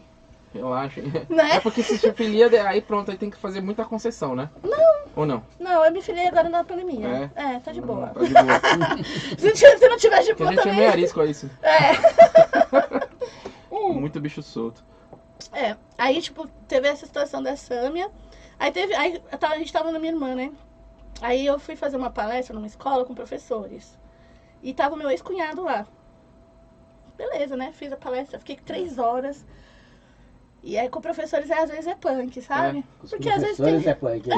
Porque tem professor que é conservador, né? Muito. Tem macho escroto, Tem professor que fica dando carteirada pra mim de marxista. Sabe? O próprio Marx já deu umas tem mais palestrinha, entendeu? Mas assim, gente, não, a minha proposta, eu não sou acadêmica. A minha proposta é feminismo periférico. Hoje eu sei que é o feminismo de Abayala, que é o da América Latina, que é das mulheres periféricas construindo a nossa trajetória. Eu não vou citar nomes, eu não vou citar livros, porque o meu conhecimento ele é orgânico mesmo. Cara, isso entendeu? É do dia a dia. É das mulheres que eu escuto, das mulheres que vêm pedir ajuda pra mim, das mulheres que pedem uma cesta básica, da mãe solo que não tem dinheiro pra comprar um desodorante. Ok. Esse é o meu feminismo. Vai lá no livro ver se acha lá. Isso, entendeu? Isso que é bacana, né? É aquilo que eu falei, né? Às vezes eu vejo a entrevista do Eduardo Marinho, ele fala, né? O cara fala, não, você citou filósofo. Eu falo, cara, eu nem li esses caras, meu. Eu falo o que eu entendo e sei, né? Sim. E isso que é o bacana, né? Exatamente. Cara? Você não precisa ler só certo cara e repetir o que ele fala. Claro que eu tive bastante contato, sim, tive o privilégio de ter bastante contato. É isso. Com a literatura, fundamentos. Mas você é aquilo do dia a dia. Percebe que eu estou num lugar de privilégio ainda? Porque tem mulheres que estão lá construindo, onde eu moro, que não tiveram esse privilégio de chegar na academia. E elas são tão importantes para a nossa trajetória do que eu, do que Sim. outras mulheres que já ascenderam a isso. Tomar cuidado com o academicismo. Claro que eu gostaria que o academicismo chegasse a todos, né? Sim. Mas também que chegasse de forma honesta. De forma honesta. Porque a gente também não vê isso. E a gente está começando a enxergar isso, a gente começou a enxergar isso com o FIES, o FIES é tortura. Com o ProUni, né? A gente começou a acessar isso, né? A gente tem hoje uma gama de pessoas, os nossos que tomaram conta do ambiente acadêmico. Estava contando isso pro Edson, né? É tão importante um homem preto dando aula, né? Dentro da sala de aula, é importantíssimo para os nossos, né? Que eu não tive isso também, eu não tive essa identidade, né? Não tive não via esse protagonismo, né? Mas enfim, voltando. Aí eu tava dando palestra, tinha meu ex-cunhado tava lá. Aí passou uns dias, minha irmã, o Sérgio tava na sua palestra, ele falou que você arrebentou, que você discutiu com uma professora, não sei o quê. Aí foi a Eli que despertou, que ela começou a validar o que eu fazia. É a mesma professora? Uma validação por um outro. Por um homem, né? Sim, a gente pegou. Não queria falar, mas tudo bem. O homem validou aquilo, tudo bem. Hoje eu entendo que a minha irmã tem 46 anos, então assim, eu tenho 40. Eu entendo que a mulher dela mesmo, foi uma geração que sofreu muito mais que a minha. Então eu entendo ela trazendo essas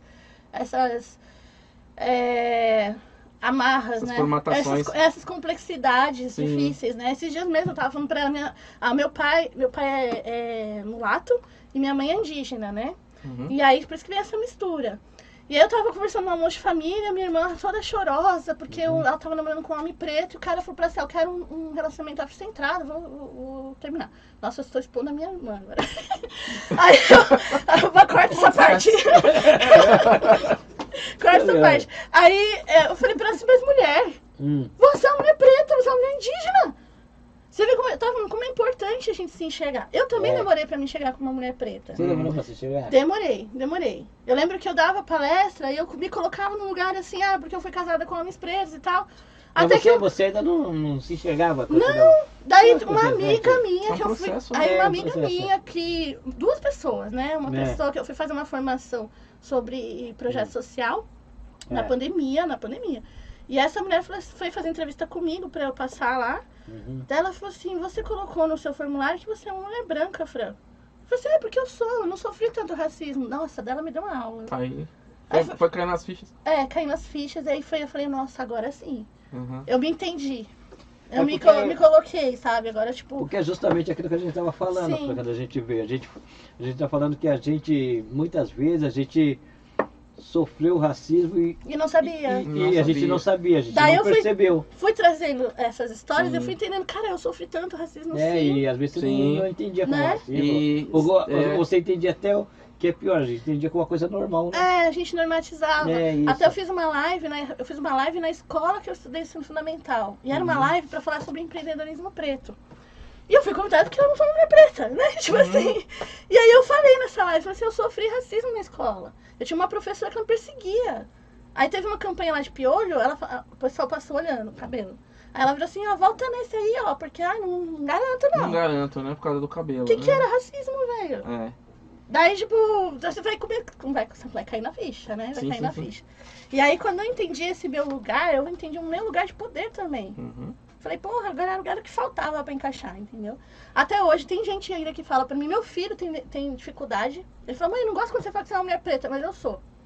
Entendeu? Então, eu tava trocando uma ideia uma vez com um coletivo na cidade de Tiradentes, na verdade há um tempão, com o pessoal lá, e aí um camarada me falou, cara, a gente tem que entender isso, hein, porque a questão é a pigmentação, é o colorismo. E a questão é a etnia, porque você parece branco, ou seja, você é um negro menos pigmentado. No Brasil ninguém é branco, cara. Exato. Você é menos pigmentado, mas você é afrodescendente, amigo. Pronto, exatamente. Pra mim resolveu. Exatamente. Porque as pessoas olham pra falar, você é uma branquela. E esquece que você é afrodescendente com menos pigmentação. Exatamente. E eu explico isso, sabe? Esses dias eu tava explicando sobre isso, porque o Fê não fala muito disso. Colorismo também traz isso. O que acontece? A gente teve uma educação colonizada. Isso. A gente teve embranquecimento, a gente teve esse processo todo, né, que a gente sabe. E, na verdade, não foi explicado pra gente a paleta de cores. Que tem preto, como chama? O famoso sarará, que tem o olho claro, que tem o cabelo mais claro, mas não deixa de ser preto. Exatamente. O Edson é muito pigmentado, muita melanina. E tem mais ainda. Sim. Tem negros mais pigmentados que ele. Tem. E é uma barata minha família, porque assim, a minha irmã mais velha, ela tem o fenótipo indígena, ela tem o cabelo liso, ela tem o olho mais puxado e ela tem a pele mais escura que a minha. Ela é tipo morena jambo, né? A famosa morena jambo. Aí a minha irmã do meio, ela tem o cabelo preto, o cabelo dela é incrivelmente preto, mas não é tão cacheado quanto o meu. E ela já tem mais afeição igual a mim, os traços fininhos, entendeu? É o que predomina, né? Que vem da minha mãe, da mistura toda, né? E o meu irmão mais novo é cara de índia, assim, pá! Já confundi meu irmão até com o japonês. Olha lá, ainda tem o olho puxado. Mas cara, o cabelo liso, uma cara de índia. Meu irmão, se ele fizer aquela, tipo, se fantasiar, não faça isso, né? Mas enfim, ele é muito indígena. Então, assim, a gente tem toda essa mistura brasileira, né? E a gente não se entende, né? Ainda precisa uma educação muito profunda pra gente então, discutir isso. Bandeiras que eu levanto hoje. A bandeira do feminismo, importantíssimo, né? Eu falo sobre a desromantização da maternidade, então hoje eu também sou convidada muito para falar sobre isso, porque é uma narrativa que eu trago há muito tempo, pela minha própria experiência. Eu falo sobre a importância da gente abordar a educação transgressora e descolonizada na escola, né? Porque os jovens têm que compreender aonde começou toda a violência que a gente vive até hoje. As violências estruturais, né? A gente tem que ensinar pra gente se fortalecer. Né? O meu projeto de poder. Meu projeto de revolução. Mas assim. Os intelectuais orgânicos. Exatamente. E aí, assim, a gente tem que instrumentalizar a nossa juventude quanto a isso. Porque esse processo que a gente está vivendo, por exemplo, moralista, esse regresso que a gente está vivendo, é justamente porque a gente não. Eu falo, uma coisa que eu critico muito da educação petista. Da gestão do PT. Não priorizaram esse tipo de discurso. E aí o que a gente fez? A gente gerou um monte de filhinho da classe média que foi estudado para lá na Europa, voltou pro Brasil, tá cagando pro povo. Exato. E tá comprando um HB20 em 24 parcelas e acha que é rico. E acha que é rico. É o polo de direita, né? Não. A gente tem essa geração. É porque o espaço foi ocupado. Se a gente não ocupa, outros ocuparão. Esse é o nosso lema, né? No coletivo no coletivo. Não ocupam, ocuparão. E com que cabeça, com que intenção? Exatamente. Normalmente é hegemônica. Exatamente. Normalmente é hegemônica. Hegemônica. No coletivo que eu faço parte, que é o Ocupa Pinheirinho, essa a nossa ideia. A nossa camiseta tá escrita atrás, venha ocupar. Então a gente viu o quê? Tinha um parque, lá onde a gente mora, que foi uma luta pra conseguir esse parque. E quem tava nessa luta? Eu também tava lá! Mas, gente, eu circulei por tudo, sabe? Eu lembro que um amigo meu, eles estavam fazendo reunião pro parque, ele falou assim, a gente precisa escrever não lembro se era uma emenda, precisava escrever um documento pra subprefeitura, pra fazer essas reuniões. Você me ajuda a escrever? Eu ajudo a escrever lá um documentinho. E aí esse documentinho gerou um parque. Gerou um Ocupa Parque. Um parque, que é o Parque Pinheirinho d'Água, onde a gente mora. E aí esse parque, foi uma luta pra conseguir construir o parque na metade, porque o projeto do parque era gigante, mas fizeram meio nas coxas, né? E aí embolsaram o resto, né? Em Taipas. Embolsaram o resto. Daí a gente, aquele espaço do parque começou a virar um lugar de drogados. Sim. Né? Não tinha gestão. É o que vai ser ocupado. E aí ele tem um espaço lá muito bacana, que é uma casa mesmo, uma casa. Foi quando meu amigo Sandro e Daís, também um beijão grandioso pra ele, que ele é outro cara incrível, incrível assim, na miudinha ele faz tudo, sabe? Enfim. E aí ele falou, tem aquele espaço, a gente tem as bandas, né? Eles tinham as bandas, uma banda de reggae e uma banda de hardcore. Aí ele falou assim, vamos ocupar esse espaço. E aí chama o Ocupa Pinheirinho. Então a gente começou o movimento, eles fizeram umas 3, 4 edições. Foi quando eu cheguei e vi a movimentação, eu falei, gente, eu queria muito. Nessa época eu participava de coletivos de mães feministas. Então eu dava roda de conversa para falar com mães feministas. Meu filho era pequeno e eu, assim, tinha 9 anos. E aí eu falava assim, eu sinto falta aqui em Taipas de um espaço que eu possa trazer meu filho de qualidade. Entendeu? Não só... Eu não queria só uma animação infantil, então eu falei assim, eu queria fazer oficinas sensoriais para bebês, entendeu? E aí eu propus isso para eles, foi muito engraçado, eles falaram assim, Fran, cola lá para você ver o evento, fui, já adorei. Aí falou, vai ter uma reunião na casa do Zazá, fui. A casa do Zazá, muito engraçado isso aí, tinha um estúdio onde eles gravavam, né, era um cômodo assim, passava rato assim no teto. Fica numa viela. Tinha espaço pra todo mundo, né? Inclusive, também beijão pro Zazá, pra Andressa, acabaram de ter neném. Eu sei que vocês vão assistir também. E aí, assim, cheguei lá. E aí eu falei, eu quero fazer essa parte com criança, na parte da manhã. Aí eles falaram assim, a gente quer muito isso, não sei o que, eu dei a ideia. Eu falei, vou chamar o Ocupa Kids. Ocupa Kids. Ocupa Kids. Então, já vamos listando. Vamos listando. Então, hoje eu construo Januárias na Janela, Casarão Arte Livre, Ocupa Kids e eu ainda tenho um projeto gastronômico que a gente vai chegar aí ainda. Tem uma parte gastronômica? Que bacana. Gente, vocês trouxeram a pessoa que... A outra irmã deve estar, caramba, já é demais. Não, eu tava contando pra ele que eu fiz uma live um ano retrasado com um amigo meu, chama Papo Leve Ideia Pesada. Aí, a primeira foi no Instagram. Então, a primeira 1 hora era só eu contando minha trajetória. Nossa, que é grande. Aí caiu. E aí a gente tava no Chevette. Nossa, já tava bem louco no final. Não, tava. Aí a segunda parte, a gente começou a falar, não lembro do que. Aí na terceira parte ele falou, eu queria que você desse aquela ideia lá, que ele fala tudo assim, Oxô. Queria que você desse aquela ideia lá da masculinidade que você me contou, não sei o quê. Porque uns dias antes a gente teve um papo nós dois e eu contei da temática de masculinidade, que é uma outra coisa que eu abordo. Aí eu falei, tá bom, começamos. Imagina, eu ouvi falar dos 12 pontos da masculinidade. Um por um? Um por um. Nossa. Debulhou o negócio. Eita. A live que durou 4 horas. 4? Foi 4 partes. Nossa, loucura. Na última parte era tipo meia-noite e pouco. 10 pessoas assistindo. Já. 10 pessoas assistindo. Gente, o povo tava lá, entendeu? 11º, peraí, tá acabando. Não, bêbados, mas foi embora. Fizemos tudo. E aí até hoje tem gente que fala assim, eu queria ver um trabalho seu, tá? Pega essa live aqui. Vê lá, vê lá, porque tá tudo lá. Sim, tá tudo lá. Qual é o seu envolvimento com a política? A política pra você? Sim. Vamos lá, como você se envolve com a política? Bem bacana isso, é bem bacana mesmo. Veja bem. Vamos lá. São mais delicados. Eu sou os caras polêmicos. Eu sou divergente, né? Eu sou divergente, igual Sim, na faculdade eu me identifiquei muito com Foucault, eu fui muito pro lado. Aí fui estudar Bakunin, e aí me identifiquei muito com os diálogos do anarquismo. Mas isso, né? E aí, organizações coletivas sociais no domínio do Estado, no domínio das estruturas, né? Então, isso dialogou muito comigo. Então, eu já pensava, naquela época, eu já pensava em escambo, em trocas, em relações horizontalizadas, entendeu? O sarau é isso também. O sarau é um espaço transgressor e anarquista, né? Onde eu moro tem um movimento anarquista muito forte também, que eu dialoguei com eles há muito tempo atrás, mas não tinha essa profundidade. Movimento das antigas? Das antigas. Aí sim. Fofão, Rock Bar, nós aí. E aí você foi beber em alguma coisa lá, foi?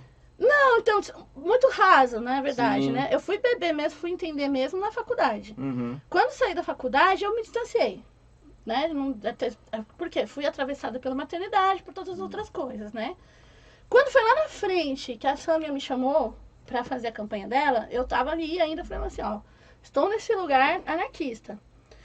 Mas, uma vez que eu tava em 2018, pós-golpe, fazendo uma campanha progressista, eu comecei a entender que, mano, pessoas como nós não podemos ficar silenciadas, entendeu? A gente tem que tomar esse lugar. Tem que tomar uma posição política. Exatamente, porque por tanto tempo que a gente ficou sem posição, olha onde a gente tá. Tem que ocupar esse espaço. Olha onde a gente tá. Isso. E aí, tipo, eu tomei um tapa na cara, né? Falei lá, Francine, estudou tanto, né? Manja tanto, tá aí, ó. Olha, o Bolsonaro ganhou. Entendi. E aí eu tava fazendo a campanha da Sâmia, eu sofri violência, né? Tipo, agressão mesmo. Tipo, tava parada lá esperando o Uber. Uma menina chegou. Nossa. Uma menina chegou assim, você é feminista! Eu falei, nossa. Ela começou a puxar meu cabelo. Pegou pro pau mesmo? Assim. Nossa. Puxando meu cabelo. Você estava incomodando, hein? Tá incomodando. Nesse ponto, né? É o anarquismo político, entendeu? Então a ideia mesmo de projetos coletivos, né? De escolas libertárias. Paulo Freire também traz muito equilíbrio parado. Que é a fofinha, que não levanta bandeira pra ninguém. A mediadora, né? A mediadora. Aí a gente tava lá, e a minha irmã Mesária, a outra, né, a pedagoga, e ela é petista. E aí, tipo, ela chegou do final, né, da eleição, e ela chegou chorando. E meu pai também, todo mundo esqueceu na minha casa, graças a Deus, entendeu? Ou seja, todo mundo decepcionado. Sou privilegiada. Mesmo. Meu pai tinha adesivo da Dilma, ele ama a Dilma. Aquela mulher, ele fala assim, aquela mulher. Ela sim, ela foda. E meu, é um fofo, meu pai. Aí, tipo, minha irmã chegou chorando, ela falou, meu, na minha zona, Bolsonaro ganhou. E a minha irmã é bem dramática. Desastre aqui. Bolsonaro ganhou, não sei o quê. E a gente ficou todo mundo ali naquela tensão. E aí a Sâmia ganhou. E foi engraçado, porque aí me chamaram pra ir pra festejar, né? Comemorar, cara. 3 meses de campanha, a gente conseguiu 250 mil votos, né, pra Sâmia. E a minha região foi muito forte, graças a Deus. E aí, tipo, eu falei, vou lá pra casa das mulheres. Aí minha irmã assim, cuidado no trem, não vai com adesivinho. Agora é perigoso.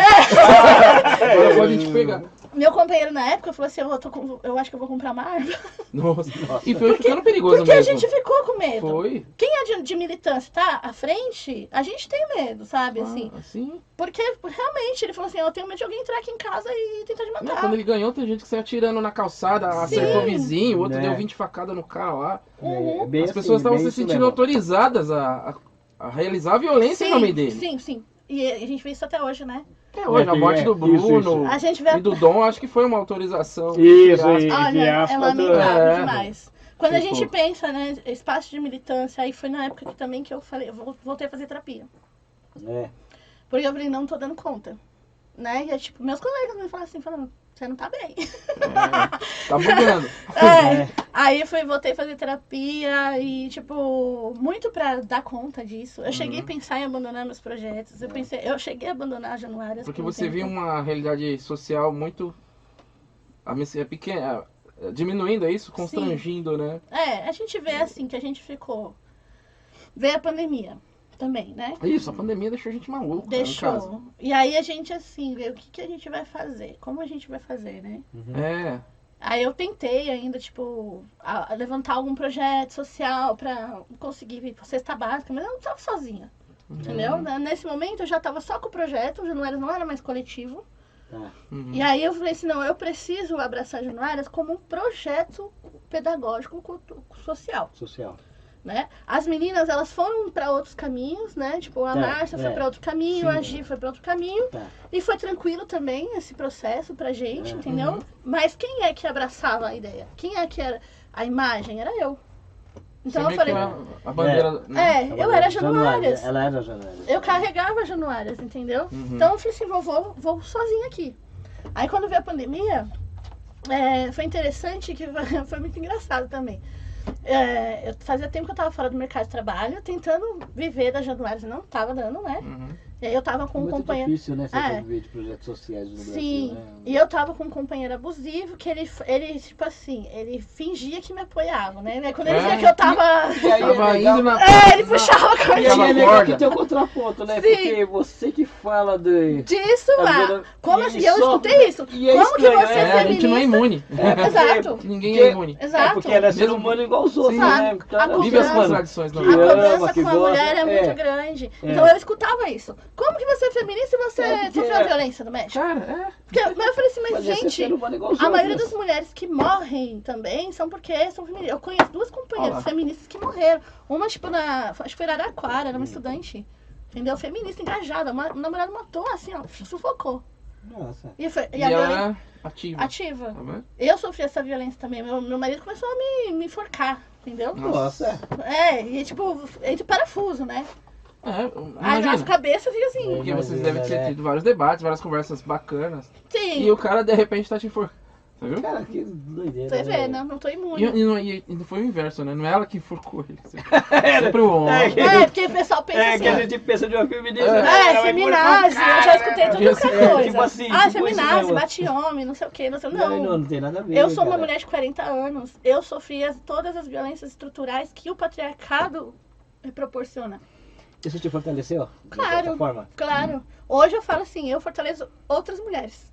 Isso que é bacana, né? É uma casca, né? Que vai... Você fazer essa reviravolta, né? Uma casca. Depois eu vou estar o pano pra vocês, vai fazer todo sentido, né? Mas assim, eu não gosto de ficar falando, eu falo assim, eu explico para as pessoas, eu não faço projeto social, eu não faço caridade, entendeu?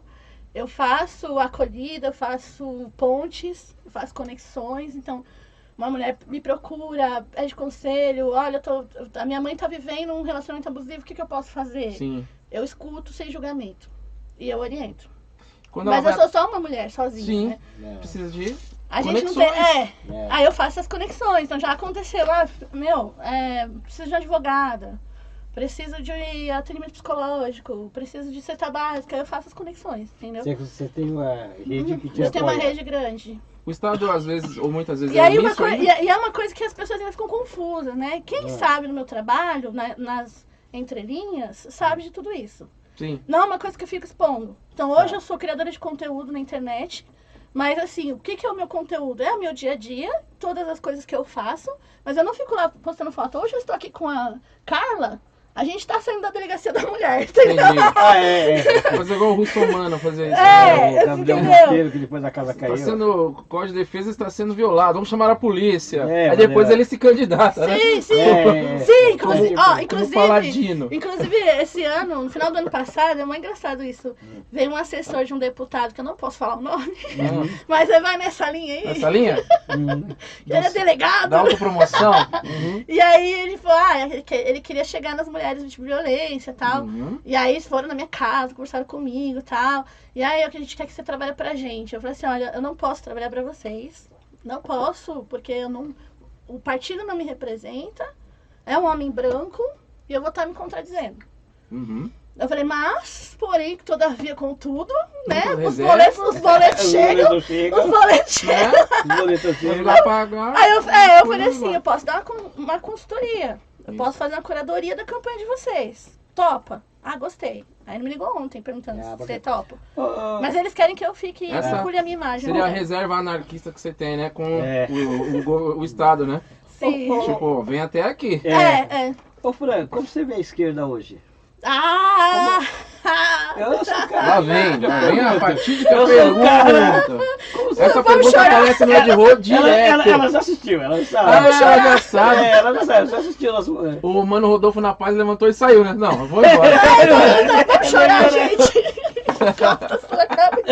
Tipo assim, como você vê a esquerda hoje em dia? Olha, de verdade mesmo. Acho que um movimento que eu acho muito potente, mas que infelizmente ainda é muito pequeno, Brigadas Populares, que ele dialoga muito com o anarquismo, com o Gramsci também, que tem essa proposta da gente instrumentalizar mesmo as pessoas. A gente tem que falar, a gente tem que trabalhar a base, velho. Base, né? A gente não chãozão, tem. Né? Ó, o PT largou mão. Vixe, faz tempo. Né? A gente sabe disso. Eu já fui militante do PT. Novinha. PT é cúpula agora. Novinha, eu lembro que entrei na campanha da Márcia, entrei lá no diretório assim, eu quero fazer a campanha da Márcia! Aí eu lembro que eu tinha uma camiseta que era assim, uma bruxinha, dizendo assim, as bruxas petistas. Eu, tipo, quero. E aí, assim, foi muito importante, sim, foi. Lembro quando o Lula ganhou, que eu fui pra Paulista, eu lembro de encontrar meus companheiros lá, encontrar pessoas como eu. Foi um momento muito importante, de verdade, pra nossa democracia, né? Foi foda. Mas depois a gente vai fazendo assim, né? Murchando, né? Você vai vendo os projetos da elite passando direto, né? E como você viu essa... E aí hoje eu vejo a esquerda isso. A esquerda não tá trabalhando na base como deveria. Falta educação mesmo. Falta educação, é o que eu tô falando. Eles não chegam pra gente. Você acha que a esquerda se afastou da periferia? Se afastou da base, né? Se afastou, com certeza. Entendeu? E aí, ficou fisiológico também. Ficou muito fisiológico. Né? Então, assim, eu venho de um bairro primordialmente de lutas de moradia. Lá o PT é forte. Fez a diferença. Porém, com o tempo, eles foram criando essa fisiologia lá. Pessoas que foram se acostumando, né? Com a mordomia. E pararam de trabalhar a base real. Porque eu falei, chegaram nos jovens que estão vindo? Não. Chegaram nesses jovens que acessaram para a Uni? Não. Trabalhar a educação descolonizada? Não. Estão se ocupando de quê, então? Né? Exatamente. Uma boa pergunta, né? Deixa no ar. Deixou o discurso hegemônico mesmo. Sim. Vamos estar confortável. Agora a gente sentou aqui no banquinho, fizemos nosso trabalho, vamos fazer um churrasquinho, cerveja, a geladeira tá cheia, e é isso. Então hoje eu vejo a esquerda. Pipocando. Eu vejo a esquerda dessa forma. O PSOL, ele é legal. Não posso falar, mas assim... Foi a dissidência do PT, né? CSPD. Aí, meu filho do céu, eu tô ali. Demorei pra me filiar. Tô só assistindo. Aí a gente teve a plenária nacional, né? Tipo, as propostas do PSOL. E a gente é camarada, companheiro. A gente tem que abraçar a ideia, né? Aí o pessoal não me sai com candidatura própria e me apoia o PT. Uau, né? Que contraditório, não? Porque o jogo da política é isso, né? Coração E falando de jogo da política, como você viu essa associação PT-Alckmin? Eu não quero falar disso. Ela vai levantar, vai embora já. Vamos pro bar, gente. Vamos tomar. Só com caipirinha agora. Seu ponto de vista. Deixa a caipirinha. Só na sofrência. Você vê que o Alckmin tá bem quietinho assim, né? Precisa acender um cigarro. Que socorro. O Temer também ficou bem quietinho. Foi uma decepção. Foi uma decepção, né, gente? Pelo amor de Deus. Mas eu acho que... Pelo amor de Deus. A gente sabe o que esse homem fez aqui em São Paulo, cara. Porra, a gente que é militante é tipo esfregar na nossa cara que a gente é trouxa. E professor... Tipo assim, o meu trabalho, a energia do meu trabalho, a energia do seu trabalho de professor, jogaram no lixo. Jogaram a gente no lixo. Uma questão de governabilidade que eles chamam, né? Senão o PT não consegue governar, porque não consegue articular com o centro. E aí, a gente não viu isso no meio do governo da Dilma? E olha aí o que aconteceu. Tomou um golpe bonito. Né? Bonitão do Temer. Então, assim... Né?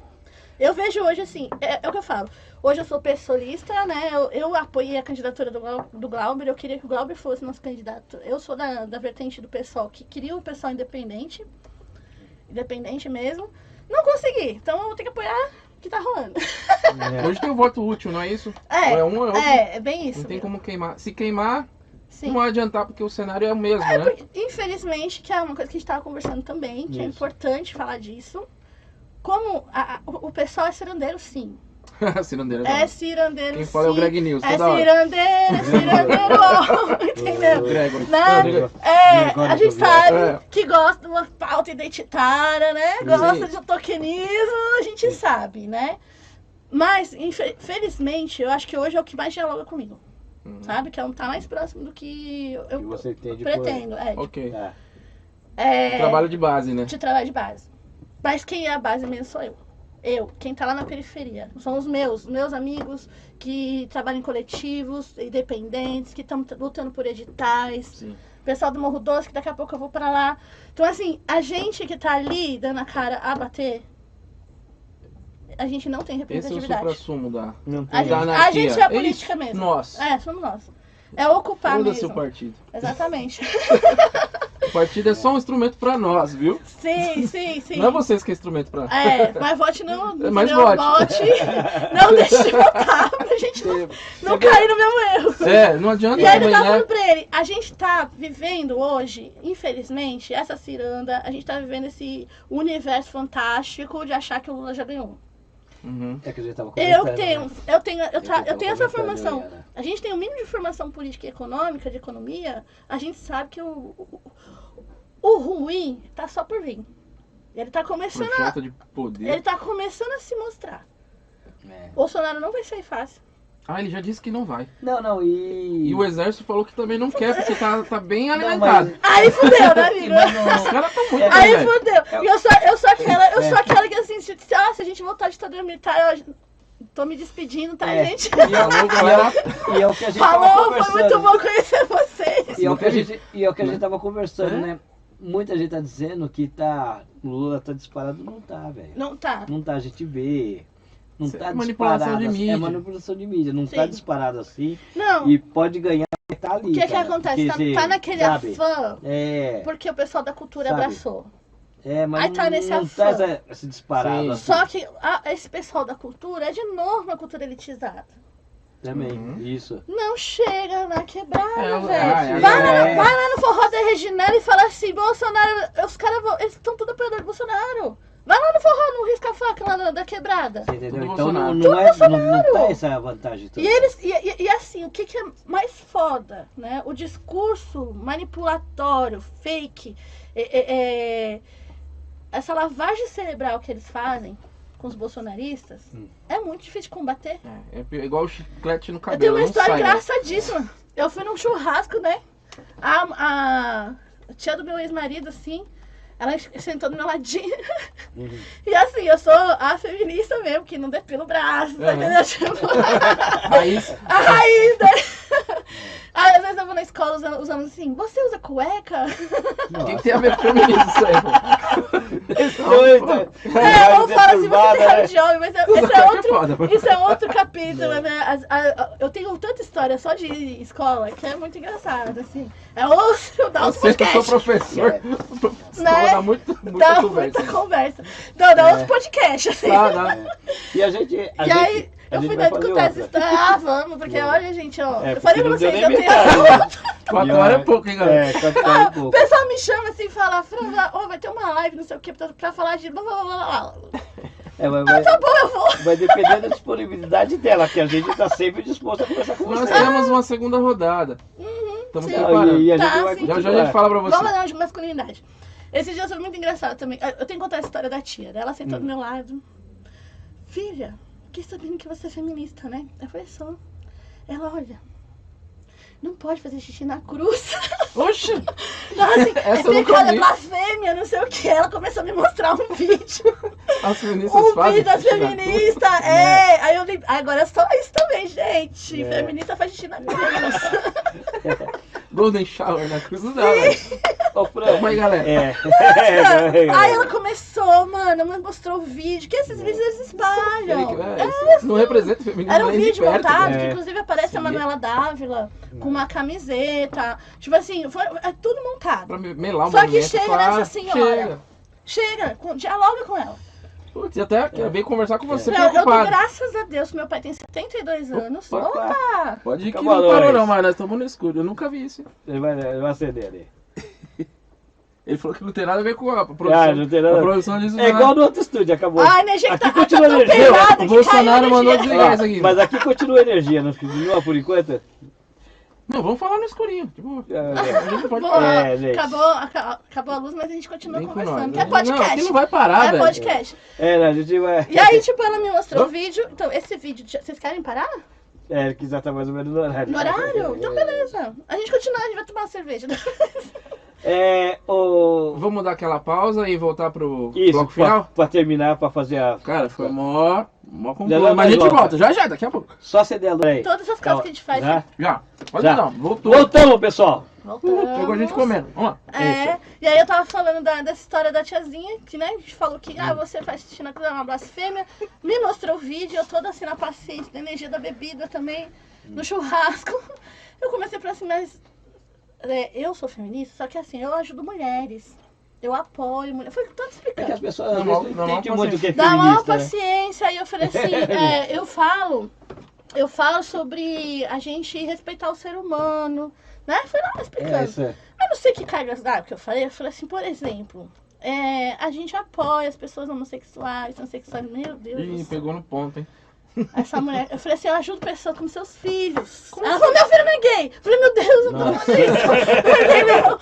Não, eu tive que ir embora do churrasco. Não rolou. Não rolou. A mulher ficou muito revoltada comigo, assim. Foi embora. Daí depois outro dia eu fui almoçar na casa dela bem depois. Ai, desculpa daquele dia, viu? Nossa, ela pediu desculpa. Mas, gente... Ela repensou algumas coisas, eu acho. Mas assim, isso que eu tô falando, é o que eu falei, assim. Eu dou graças a Deus que meus pais, meu pai tem 72 anos, ele construiu esse engajamento, mas meu pai poderia ser muito fácil uma vítima dessas notícias. Isso. Entendeu? Ele tá ali com, agora que tá tendo WhatsApp, ele começou a ter WhatsApp agora na pandemia. E é o barato, que fizeram um grupo, colocaram ele. E ele falou assim, mó legal, filha, porque o Lucinho, que é amigo dele, o Lucinho, o que é? O cara foi policial civil, hoje ele é professor de história. E é super engajado, Aí o Lucinho fica colocando um monte de coisa lá, falando mal do Bolsonaro, e eu fico, é muito legal. Interagindo, e isso é positivo pra ele, mas a gente tem que pensar que isso não é uma comum. Isso não é uma constante na periferia. A gente vai ter que fazer uma segunda rodada, porque... eu tenho história de escola. Tá com um monte de coisa. Eu tenho história de escola, eu tenho história de Uber, eu só... Eu quero saber do seu lado... Eu sou a do Uber, meu bem. E eu quero saber do seu lado religioso, tudo aquele negócio. A gente vai falar na próxima. Sim, vai falar depois. Tem mais um café também? Café, acabou. Eu também quero. Acabou o café. Acabou? Eu vou ter que tomar fora daqui, ele vai continuar. Vamos tomar café fora. Eu quero que você fale as suas redes sociais pro pessoal. Sim. Pra todo mundo entrar lá e acompanhar o trabalho dela, que é muito bacana. Obrigada, há gente. muito tempo. O meu Instagram pessoal é Flor Francine, né? Hoje é a rede que eu mais alimento mesmo, porque eu tô num projeto aí de construção de conteúdo periférico, de mulheres periféricas, de intelectualidade orgânica, mesmo que todas as coisas que eu trabalho, você consegue acompanhar no meu Instagram pessoal. Sim. Aí a gente tem a rede das Januárias na Janela, que hoje a gente voltou a ser coletivo, então eu construo junto com a Camila Moraes, com a Daniela Persinotto e a Janaína Nótria. Então a gente somos hoje 4 mulheres, né? E a gente tá nesse processo também de voltar, né? Então, assim, aceito convites para fazer palestras, vou nas escolas, vou qualquer lugar. Eu falo assim, você tem a sala de uma casa, me chama. Aí meus amigos falam assim, abriu a igreja do feminismo. Sou isso mesmo. Abriu a igreja do feminismo. Sou isso mesmo. Pode me chamar que eu vou lá pregar o feminismo na sua casa. E aí eu tenho a rede das Januárias e eu tenho o Du Gastronômico, que é o meu outro projeto de gastronomia periférica, que é outro projeto. Muita energia, e outra coisa importante, né? Eu construo também com o Emancipa, o coletivo Emancipa, de educação popular. Hoje eu dou aula no Emancipa Queixados, lá em Perus, no Unicel Perus também. Então, assim, pode seguir todas as redes aí. Nossa, Quem quiser me conversar comigo, me chama no direct. Algumas lives minhas estão no YouTube. Se você guardar Francine Flor, você acha as minhas lives. Né? E eu construí o Espaço Cultural Morro Doce também, que é lá no Morro Doce, né? Claro. Tem livro lançado? Não tem livro lançado, é um projeto que futuro que eu penso em fazer, porque hoje, inclusive na minha rede social principal, tem os meus poemas. Então, se vocês verem artes assim, em preto e branco, provavelmente tem um poema na legenda, né? Que eu vou ter a produção de poesia depois. A militância me tirou um pouco da arte, da sensibilidade. Aí quando eu me conectei novamente com a minha espiritualidade, também os processos que eu passei ano passado, eu voltei a escrever. Então eu também aceito convites para participar de sarau, né? Eu tenho poesias publicadas em alguns livros. Inclusive eu queria recitar um poema. Eu quero que você... Você vai recitar no finalzinho. Tá. Vou esperar um pouquinho. Que eu queria... Eu não sei a sua disponibilidade agenda e tal, mas eu queria fazer o 2 pra gente poder continuar. Ah, claro! Porque, como você vê, quando a conversa é boa, ela passa muito rápido. E eu queria fazer o 2 pra gente continuar, que a gente tem muito assunto pra falar ainda. Fran número 2. É isso. A revanche. Fran número 2, a revanche. Deixa eu ver minha agenda. Sabe Essa é a minha sua agenda. Eu quero que você continue. Todos e a gente... né? Sim. E eu acho que tem muitos assuntos que a gente deveria ter perguntado e acabamos não perguntando, porque a gente começa a conversar. Vai, muita então coisa. O podcast é isso, né? A gente começa a conversar e a conversa vai. Então tem muita coisa que eu ainda quero explorar de você. Bacana, vou explorar de você um pouco mais. Sim, Tá? Porque, Eu ó, quero. de verdade, Tá? esse espaço que vocês estão construindo é muito importante. É Isso. muito importante, né? É um outro tipo de interconexão, é. né? De pessoas e É espaços. resistência, como É. eu falei pra vocês, é a gente interligar as quebradas, né? Então, tipo, a gente fazer conexões periféricas, né? A gente fazer conexões de intelectualidade mesmo. A gente se acolher quanto lutadores, né? Que somos, né? Quanto militantes. E é isso, né? Você é uma pessoa que eu sempre falei pro Rogério, que eu já te acompanhava. Agora você entendeu porque não eu te falava conhecia, de mim, né? não te conhecia, mas já te Agora tudo se acompanhava, né? encaixa. E agora se encaixa, né? Tudo se encaixa. Tá, e te conhecendo foi melhor ainda, cara. Foi um Obrigada, prazer. gente. Todos E os convidados superou até minhas expectativas, cara. Você é super Obrigada, gente de fina, verdade. É da nossa, né? E aí- Como diz, né? Todos os convidados e convidadas vão ter essa chance de voltar e outras vezes também. E a gente está propondo o que eles querem, porque a gente quer fazer uma volta com alguma coisa ancorada. Ou um livro, um filme. Você Não, acho que ideia. Ela começou os projetos dela. É só os seus projetos, acho que já está bem ancorada, Eu né? falo de tudo, você fala assim, vamos falar Já sobre apareceu Foucault, já Isso. apareceu Paulo Freire. E ela, O André vai falar do blues. e ela Acho foi lá que do falar de Bell Hooks é religioso, legal. ela tem Ah, de Bell música, Hooks. então Eu acho que ela vai já ser legal. tem uma... Você traria Bell Hooks pra Sim, nós? traria. E aí eu acho que Bell Hooks é vai lá. legal. Legal. Sim, eu tenho esse. A religiosidade também é muito importante Isso, na eu minha quero vida. explorar isso de você. Porque as religiões afrocentradas, né? A gente fez parte desse processo diaspórico Isso. de envenenamento da cultura africana e eu me conectei com a minha ancestralidade, então hoje também foi muito importante essa trajetória de me racializar, de me entender, entendeu? E a religião também fez essa conexão. Então hoje eu sou um bandista, né? Mas pretendo ir pro candomblé um dia. Legal. Mas tô indo na ayahuasca também. Pode ver. Pode ver. A gente continua. Acho que o caminho é a gente cada vez mais conectar, né? A gente conectar, assim. E eu acho que tudo isso dialoga com a periferia. Bacana. Né? Eu tenho um poema que eu falo assim, ó, um sábio disse que o terapeuta da periferia é o preto velho. Esse sábio chamava Mano Brown. Entendeu? Então, tipo assim, eu até arrepiei. Porque aqui nas periferias, sempre onde a gente conseguiu acolhimento psicológico, mental, foi na Umbanda, foi no Candomblé, foi no terreiro. E o terreiro até hoje são espaços de resistência. Bacana. Né? É isso. Exato. E a gente vai falar muito disso. Eu vou falar aqui um pouquinho. Pessoal, a caneca sorteada da semana retrasada foi o Batman brasileiro. Ele vai vir aqui porque ele tem um canal que ele fala de cultura nerd. Ele vai vir conversar com nós e a gente vai fazer a entrega da caneca. A próxima caneca nós vamos entregar na próxima entrevista semana que vem, tá? Que a gente vai ter o nome dos inscritos direitinho e vamos fazer. E a gente vai terminar com o poema dessa figura aqui, que é uma pessoa iluminada. Demais, obrigada pelo convite. Nossa, amém. Nossa, nós estamos honrados. Me chama mais. Me chama mais. Vamos falar de quem agora? Fala de tudo, você. Tudo pra tudo. A gente falou mal do PT. Isso, aí tá. A gente falou do feminismo, tudo, Isso. tudo. Vou Então, terminar com o seu poema. Isso. Eu convido vocês também, quem quiser conhecer os meus trabalhos. Tem o Sarau Segunda Negra, toda segunda-feira no Espaço Cultural Fofão Rock Bar. Né? Acompanhe minhas redes, de vez em quando eu colo lá e aí vocês podem me ver recitando presencialmente. Chama Renascida. Eu falo e não me calo porque nós mulheres não nascemos. O nosso nascimento está determinado para servir. E por sermos condicionadas para servir, não nascemos, morremos. E quando, enfim, damos conta dessa sociedade patriarcal, morremos.